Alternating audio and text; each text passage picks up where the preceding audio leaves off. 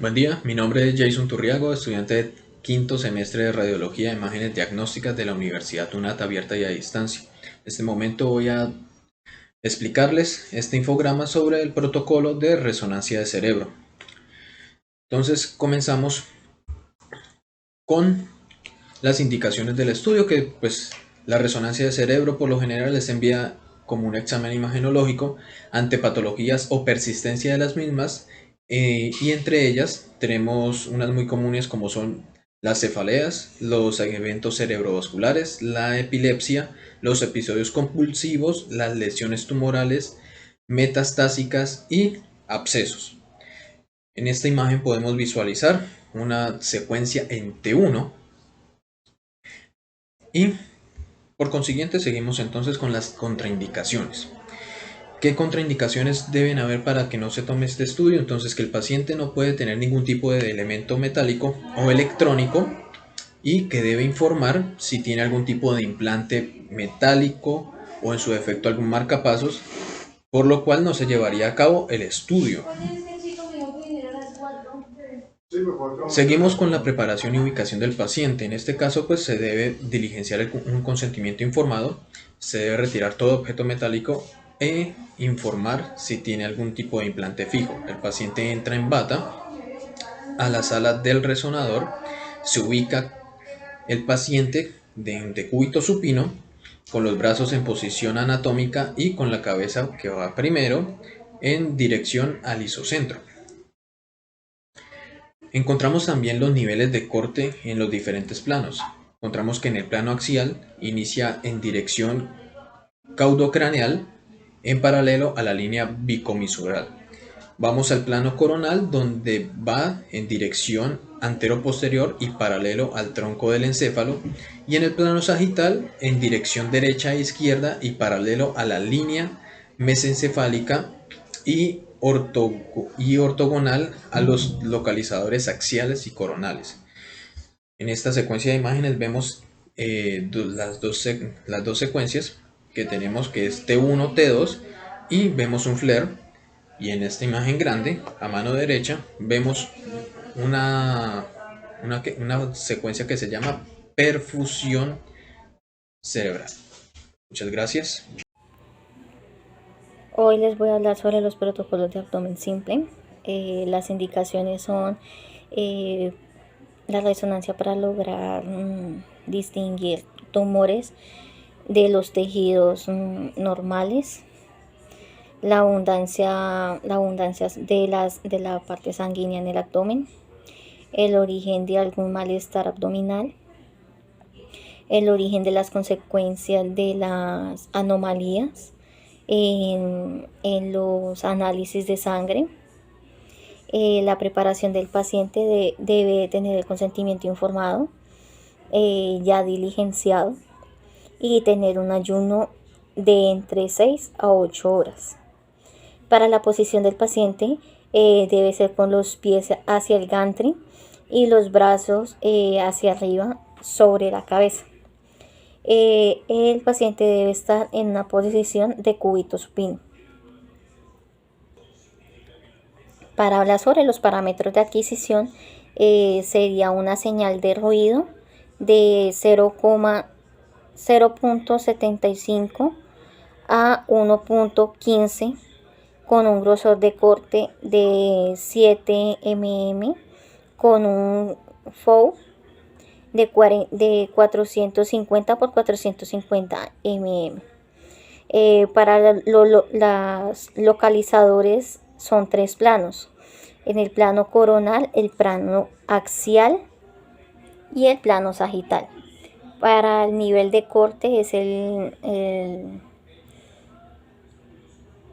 el plano coronal. Dice que se proyecta en forma sagital, ya que los cortes parten a partir de la pared del abdomen, inclusive en los cuerpos de los cuerpos de las vértebras. Para el corte axial se proyecta en coronal y en sagital, lo que los cortes van a poder visualizar en la parte del borde superior del hígado, inclusive las crestas ilíacas.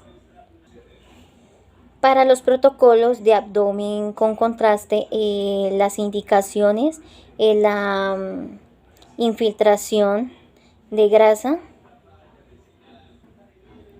y la cirrasis. Para la preparación es algo similar al abdomen simple. Debe tener el consentimiento informado ya diligenciado del contraste y del ingreso al resonador. El paciente se debe despojar de todas sus pertenencias metálicas para que no vaya a afectar las imágenes y tener los resultados de la tasa de filtración glomerular y el de la creatinina. Para la posición del paciente debe estar con los pies hacia el gantry y en decúbito supino. Para los localizadores son dos planos, en coronal y en axial. Para los parámetros de suministración del medio de contraste es en vía venosa con una conexión en y en contraste con gadolíneo. Buenas noches, mi nombre es Daniela Leti Marín, soy estudiante de Tecnología en Radiología e Imágenes Diagnósticas del sexto semestre. En un momento les hablaré sobre el protocolo de próstata por resonancia magnética. Resonancia magnética, protocolo de próstata, ventajas y desventajas. Ventajas. Mediante la técnica de resonancia en el estudio de próstata se pueden determinar los siguientes diagnósticos. Primero, infección o abscesión de próstata. Segundo, próstata agrandada. Tercero, el aumento de PSA. Y cuarto, anomalías congénitas. Desventajas. Básicamente el examen de resonancia magnética no tiene ningún riesgo para el paciente, siempre y cuando se sigan las pautas adecuadamente. Si se usa bastante sedación, se mantendrá controlar los signos vitales. Existe un leve riesgo de que se produzcan reacciones alérgicas si se usa medio de contraste. Contradicciones. Los implantes y otros objetos metálicos pueden dificultar la obtención de imágenes claras. El movimiento del paciente puede causar el mismo efecto. Otra contradicción es un latido del corazón muy irregular, puede afectar la calidad de las imágenes. Seguridad del paciente y el equipo. Seguridad del paciente. Una vez realizado el interrogatorio del rigor por el tecnólogo, se le pide al paciente que se retire los objetos metálicos de los bolsillos, también las cadenas o reloj. Igual se le pide al acompañante que no puede ingresar ningún objeto metálico, ya sean hebillas, pinzas, zapatos que tengan hebillas de metal o incluso las correas. Control en la sala de resonador. Debe existir algo que se llama área restringida. Aquí en esta área se restringe el paso al personal que no sea de la salud, también a los pacientes, que no pueden ingresar ningún paciente sin autorización por el bienestar del mismo. Preparación del paciente. Primero tiene que haber firmado el consentimiento informado. Segundo, tiene que el tecnólogo verificar la orden médica. Tercero, se da a conocer las contradicciones que va a tener. Cuarto, se debe tener los resultados de la creatinina. Quinto, se debe retirar los objetos metálicos. Posición y orientación del paciente. El paciente va a estar ubicado de cúbito supino con los brazos extendidos por encima de la cabeza, si no hay ninguna limitante. Si no puede extender los brazos el paciente, debe dejarlos al lado del torso. En el caso de llevar sospecha de contraste intravenoso, hay que colocar una vía en el brazo o en la mano. La bobina o antena correspondiente se utiliza la antena de abdomen, se coloca justo encima de la pelvis del paciente. para los localizadores en los 3 planos. Vamos a utilizar los planos ortogonales, la dirección de fase que en sagital tiene que estar de cabeza a pies obligatoriamente porque hay una visión sagital de una próstata y un movimiento peristático y la dirección de fase es cabeza a pies. Este movimiento sería de arriba hacia abajo. Tiene la dirección de fase anteposterior, el movimiento se ve de izquierda a derecha. En coronal la dirección de fase debe ser derecha a izquierda y transversal también es derecha a izquierda. Se puede hacer un 3D y reconstrucción, pero no se usa porque en las secuencias convencionales, en los planos, hay muchísima resolución, pero en corte hay menos y en cambio en 3D hay muchísima resolución. Se puede hacer cortes más finos, pero se pierde la resolución en plano. Como pueden ver, hay los planos sagital, coronal y transversal. Se recomienda que en la coronal que hay que coger toda la próstata y las vesículas vecinales también. En la planeación, la línea de centraje está situada en la sínfisis del pubis. La secuencia entre dos es de alta resolución y las secuencias de perfusión deben ser más centradas a la próstata. Para el medio de contraste se utiliza una dosis de gadolino, sería de 0.2 miligramos por peso y se infundirá en una tasa de 3 a 4 miligramos por segundo. También está la sagital, como pueden ver, es una región central de la pelvis y divididas en 2 mitades, derecha e izquierda. La línea central pasará por la mitad de la sínfisis del pubis y la axial sin ningún tipo de angulación como límite inferior, la parte más interior del sínfisis del pubis y como límite superior al borde más superior de la vejiga, procurando no cortar la vesícula seminal. Para la técnica de examen, el criterio Pirraus es un sistema de puntuación que determina la posibilidad de vanilidad que hay una lesión que tenemos en el cuerpo. El Pirraus tiene niveles. En el nivel 1 significa que es una lesión poco probable que sea maligna. En el nivel 2 es baja probabilidad de malignidad. En el nivel 3, intermedio. En nivel 4 es un nivel alto de probabilidad de malignidad y en la 5 es muy alto. El PIRAS se tiene las secuencias más importantes que es la T2, la difusión y el contraste. Una lesión sabiendo cómo se comporta en T2, en difusión y el contraste vamos a dar unas puntuaciones y esas puntuaciones van a indicar si es un nivel de PIRAS 3, 2 o 4.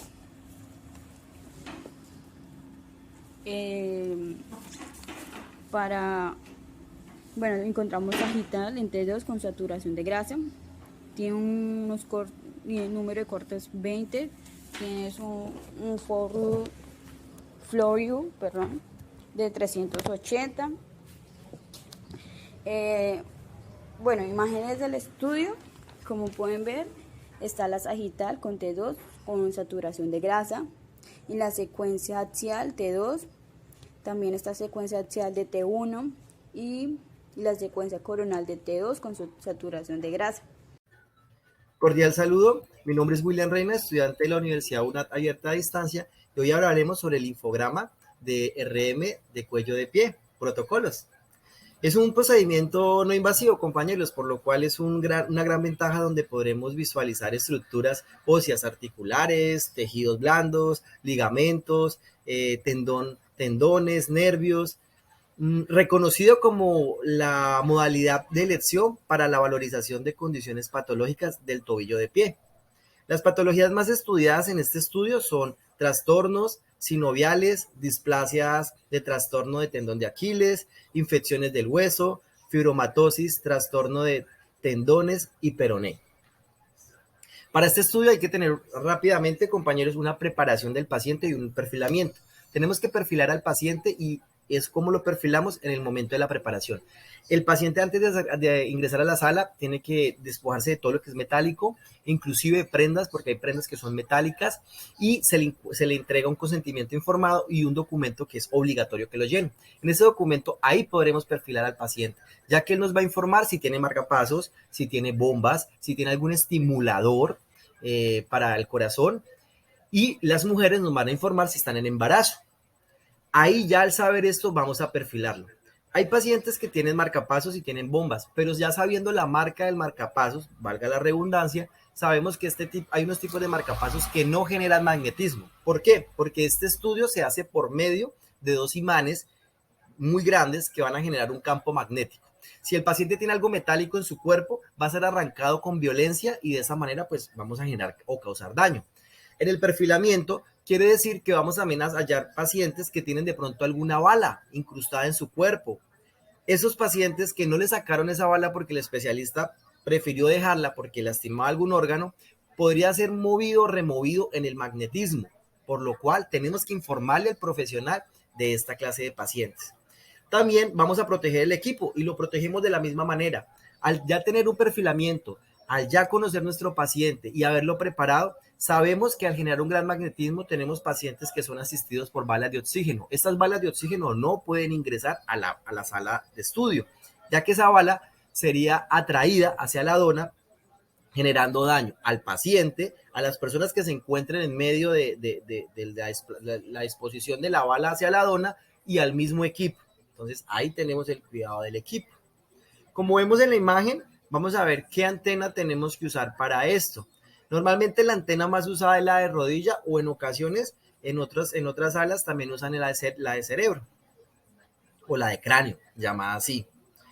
Vemos las imágenes y aquí podemos identificar las localizaciones en los tres planos que tenemos. En el axial, como vemos las tres primeras imágenes, en el coronal, también en el sagital. Es muy importante el nivel de corte, como vemos acá.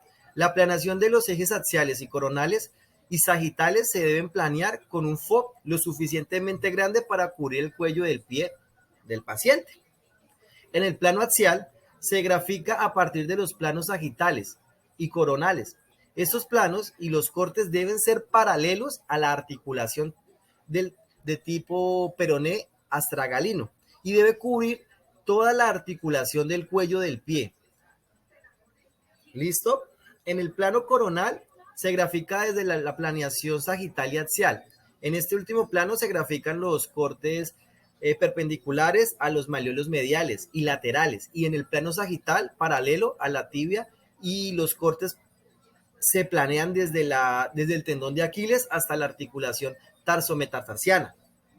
Para el plano sagital, se grafica sobre los planos coronales y axiales. En este último corte, la planeación se grafica los cortes paralelos a los malleolos mediales y laterales. Y en el plano coronal, paralelo a la tibia, los cortes se planean desde el corte externo del malleolo lateral hasta el borde externo del malleolo medial. También podemos ver aquí abajo, al último, podemos visualizar una tablita. Aquí miramos la tablita de secuencias en T1, en T2, en T1, en T2 con fase, en T1 con fase. Tenemos que verlo muy rápido pues porque el video es corto, porque pues tengo que darle paso a mis compañeros, pero es muy importante que en el estudio que se necesite medio de contraste se realice una secuencia en T1 con saturación de grasa espectral en fase simple, preferiblemente en el eje axial. Muchas gracias, le doy paso a mi compañero.